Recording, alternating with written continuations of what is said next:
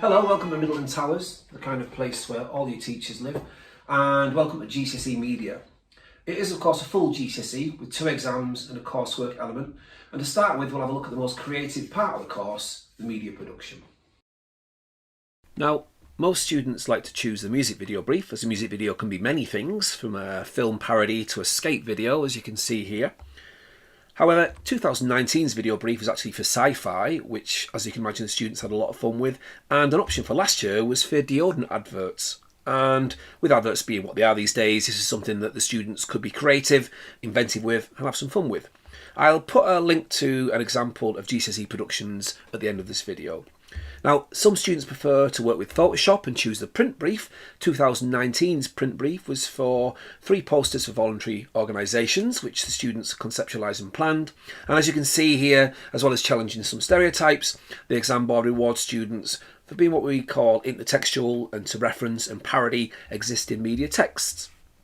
Now, the 2020 brief was a synopsis and poster campaign for social realism film, and again, as you can see here, the students were both heavily intertextual and tried to challenge existing stereotypes too, and they played not only to their strengths but also to their interests, as we can see here. Which the exam board would like to see. Okay, so as you can see, we do very well in the coursework production unit. So in 2019, out of 51 students, almost half of them attained a grade 9 in this element, and no student actually received less than a grade 6 for the coursework.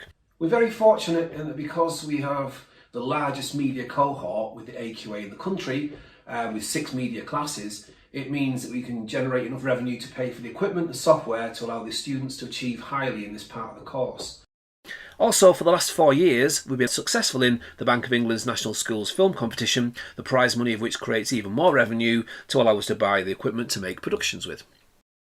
Plus, we're lucky enough to have a media technician who works one-to-one with each student and teaches them about the industry standard software and hardware that we use and lends them any equipment they need. Media students are also given full access to the media suite, both during lunchtimes and after school every day of the week, where they're allowed to work on their productions. Okay, so like I said earlier, there are 2 exams that the students take at the end of year 11, and these are some of the texts that we'll be studying.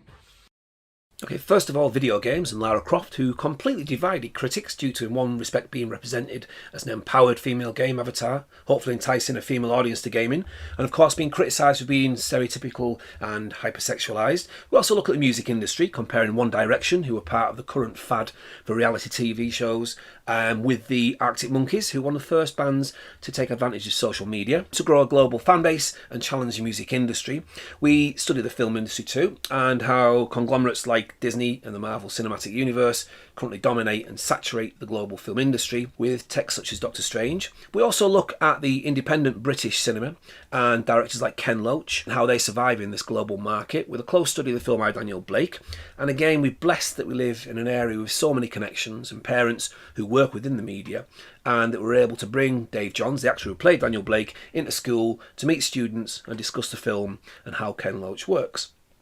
We also take a close look at the Kardashians, God forbid, and concepts of celebrity and the explosion in mobile phone gaming. And speaking of beings from another planet, we go back in time to the first episode of Doctor Who in 1963, plus magazines and how they're still relevant in this digital age, with texts such as Tatler, with a readership with an average income of about 250,000, and Reveal, which costs 99 pence.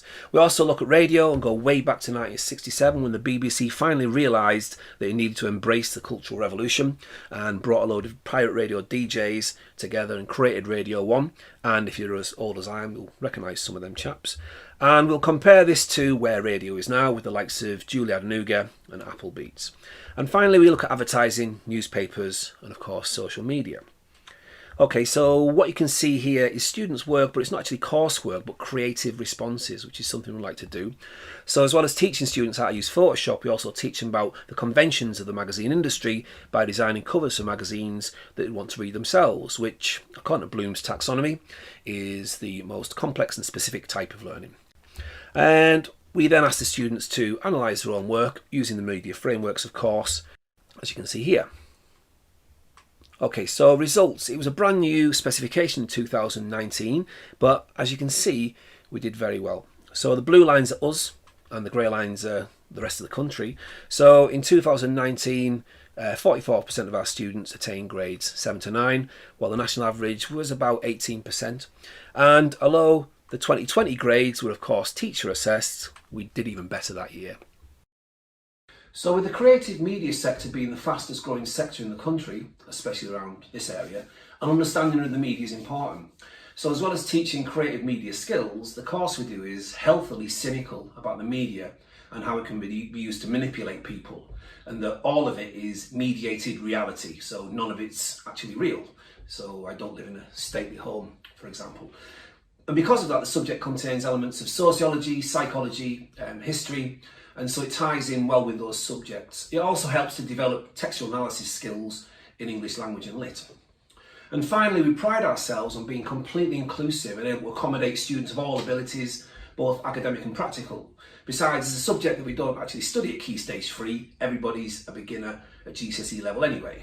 Right, so sorry I've rambled on a bit. Hopefully I've covered everything. And if you have any questions, you can always email me at mmiddleton@calderlearningtrust.com, and hopefully I'll see you soon.